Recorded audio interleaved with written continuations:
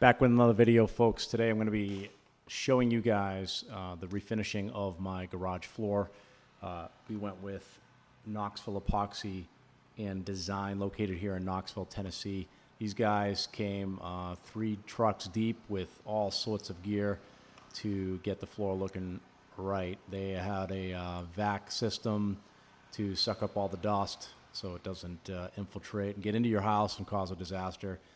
They also had a shot blast machine, that blue thing they're working on right there. It actually shoots metal. It's not a sandblasting unit. It's like they call it a shot blast unit. And it shoots like these small pieces of metal onto the concrete, which causes it to have like a textured surface to adhere the epoxy to, is what it was explained to as me. They get as close as they can to the edges of the garage, and then they use a hand grinder to get the space closer to the edge of the floor. These guys, this is a father-son team. It's a 2-day job. They come the first day, they grind the floor down. There's the father of the crew right there, grinding down the floor. They make all the passes. They go over the entire floor and getting it looking the appropriate way. And then they go behind it and they use like a magnetic broom of some sort, and they suck up all of there's the broom right there. They suck up all of the extra metal pieces that are not sucked up by the vacuum, and then they dump it back into a bag and it gets filtered, and they reuse the metal shot blast pieces to resurface the floor. Now, I know nothing about concrete in terms of what's good and what's not, but these guys told me that my floor is one of the best they've ever seen. I hope they were telling me the truth, but they said that sometimes the concrete is soft, and when they resurface it, they have a hard time getting the right texture or surface appearance for the epoxy. So they also went back and filled in all the hairline cracks, like the one right there closest to the side of the foundation, and there was a larger one right there. They used some sort of epoxy filler, and then they let it dry, and then they sand over it, or not sand, but they used the grinder to go back over that. You could see all the other small spots they touched up with the hand grinder, and they do a lot of prep. It's all in the prep. From what I was watching and talking to these guys, top notch. They've been doing this for, I think they told me, about 3 or 4 years. They do hundreds of floors a year, so they're pretty busy. I was supposed to get it done later in the year, but they had a cancellation, so they called and asked if I could get it done sooner. So I said, yeah, let's get it done. So here they are mixing the epoxy. Now, from what I understand, it's the epoxy or the base coat mixed with a cure coat. So it's like a 2-part epoxy. Now, for all of you guys thinking that you're going to do this on your own, you can certainly do it. There's a million videos out there on how to do this. But I'm telling you right now, this is a difficult process. They have to time how long they're mixing it. They have to add the 2 parts, have to be measured properly, and then they need to mix these 2 buckets together and then mix again. And every mixing duration that they do is timed. So they time the mixing portion of putting these 2 parts together, and then they have to measure it properly, and it has to be adhered to the floor within a certain time frame. So if you don't, it starts to harden and it hazes up and causes all sorts of problems, and then you'll have issues with the epoxy. So it's pretty involved, and it definitely takes some knowledge as to how to mix these chemicals. Now, I know the garage kits you can buy at Walmart or Home Depot are a lot different than what they're using. They're using a professional grade epoxy, polyspartic, not quite sure the name of the finish coat they put over, but here's the base coat being applied. And I went with a dark gray, even though in this picture it looks black. In the shade it looks black, but in the sun you can definitely see it's a darker gray. Initially I was going to do dark gray with just the clear coat on top, and they talked me into adding paint flakes to, just to break up the shininess of the floor. I was also concerned about tire tracks and footprints being kind of ridiculous with just no flake in the paint. So I think the flakes will help hide some of that, so I don't have to constantly clean the floor and make it look pristine. So we went with the flake. The flake is white has some gray in it, and it also has black. I forget the name of the flake that they called this, but this is what they call a half flake or a half. It's not completely covered floor. So what he did was he went around and he just started spreading the flake, and then he asked me if I wanted it heavier or lighter in certain areas, and we kind of agreed upon the area to his left right there, that left panel where it's kind of heavier. I said, go a little bit heavier than that, and then let's see what it looks like. And he did an amazing job. He just, throws the flake straight up in the air, lets it fall naturally, and really keeps an eye on where the flake is falling, and ask my opinion on what it should look like. So they're really great to work with, easy to work with.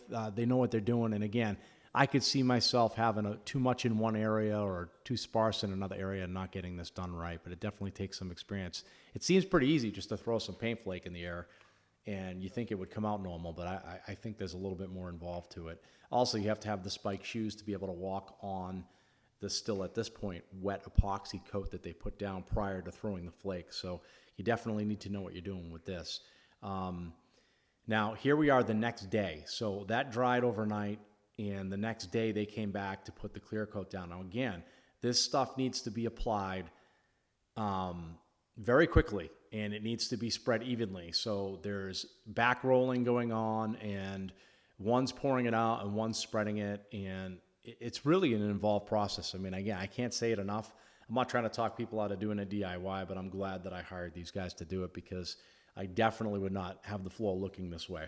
Also, if you read up from other people's experiences doing the home kits, you know for a fact that they've had issues. It's particularly with the paint peeling up or pieces of the paint coming up onto their tires. So if you have a vehicle that's, with hot tires, you pull into your garage, and if the tires are really hot, it'll pull up the paint and you'll have issues if it's not properly done. So if you have a floor properly installed, it'll last for years, and you won't have to worry about any of those issues.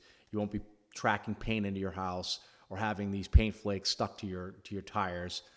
So it's really important to make sure that this cures too. So from what I was told, about an hour or two after this poly coat or the top coat is put down, it's technically dry, but not dry enough to walk on, but it's dry.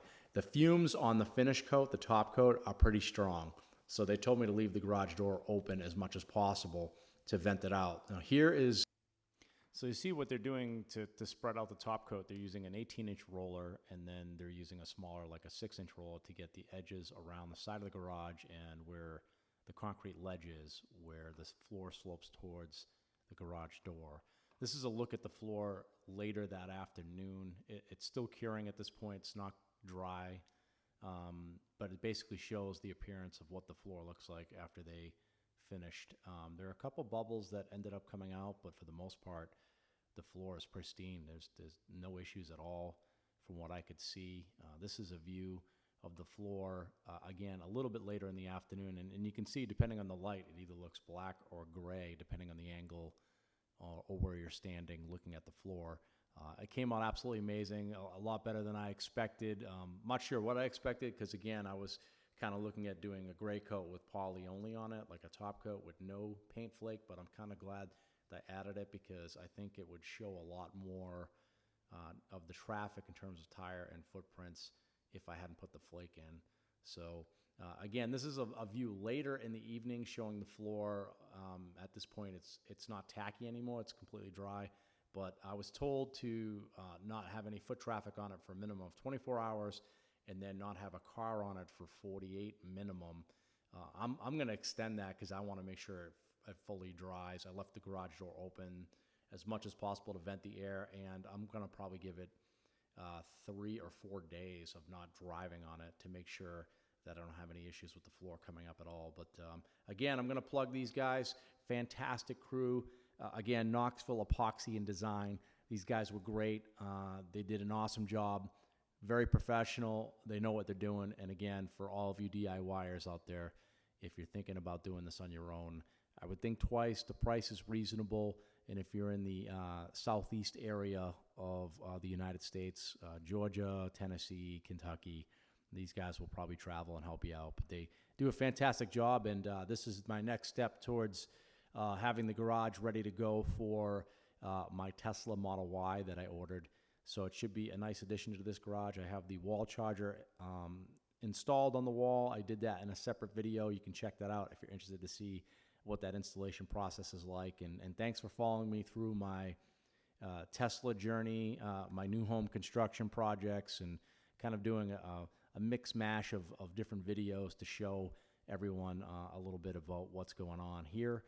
Again, thanks for tuning in. And if you're a Tesla owner or interested in getting a Tesla, check out the referral link down below. If you're not here for the Tesla stuff, you're here for the epoxy floor stuff, and you're in this area, check these guys out. They're fantastic. Give them a call, and they should be able to help you out. And thanks for joining. Please like, subscribe, comment down below. Let me know what you think, and let me know any other videos that you'd like to see, and I'll catch you at the next one. Thank you.